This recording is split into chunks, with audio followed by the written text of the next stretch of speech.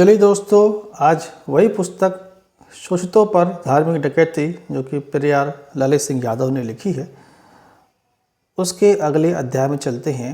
अत्रि स्मृति। अत्रि स्मृति में क्या लिखा है कि शूद्र यदि जप तप होम आदि करे, यानी कि कोई नाम जपे, कोई तपस्या करे या हवन आदि करे, तो राजा उस राज्य नाशक शूद्र को, यानी कि शूद्र ऐसा करेगा तो राज्य नाशक हो जाएगा, तो राजा उस राज्य नाशक शूद्र को कठोर दंड दे। अब कठोर दंड मतलब क्या होता है कि हो मारो पीटो कि मरे जाए। क्यों? क्योंकि उसने राज्य का नाश करने वाला काम कर दिया है। जब तक होम करने से अगर सचमुच कोई नाश होता है तो फिर सब लोग नाश कर रहे हैं, शूद्र करेगा तो नाश कैसे हो जाएगा भाई। तो आगे लिखते हैं कि शूद्र अपने धर्म अर्थात ब्राह्मण क्षत्रिय वैश्य 3 वर्णों की सेवा करता हुआ भी स्वर्ग प्राप्त कर सकता है।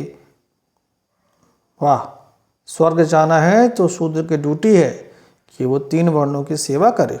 वाह, यही उसका धर्म है। यानी यहाँ हमारे यहाँ हर आदमी का धर्म अलग है और हर वर्ग का धर्म अलग है।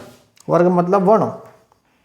जबकि कोई भी नियम, धर्म कोई भी नियम मानते हैं तो कोई भी नियम तो सबके लिए है। जैसे प्रकृति के नियम सबके लिए हैं तो धर्म के नियम भी सबके लिए होने चाहिए। लेकिन ये कहते हैं कि नहीं, शूद्र का अलग धर्म है। आगे क्या कहते हैं, दूसरे का धर्म पराई स्त्री के समान त्याज्य है। यानी शूद्र जो है अब जब सबकी सेवा करता है तो सेवा का काम करता रहे, यही उसका धर्म है। और यदि वो दूसरे का धर्म पकड़ता है, यानी कि क्षत्रिय की तरह अगर बलशाली भी आता है, युद्ध लड़ता है, सेना भर्ती होता है, तो ये पराई स्त्री के समान त्याज्य है। अगर वो वैश्य के समान व्यापार करता है, धन कमाता है, धन का संचय करता है, तो यह भी उसके लिए पराई स्त्री के समान त्याज्य है।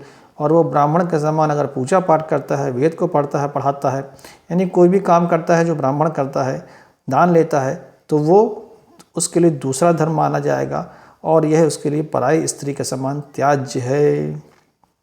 धन्यवाद।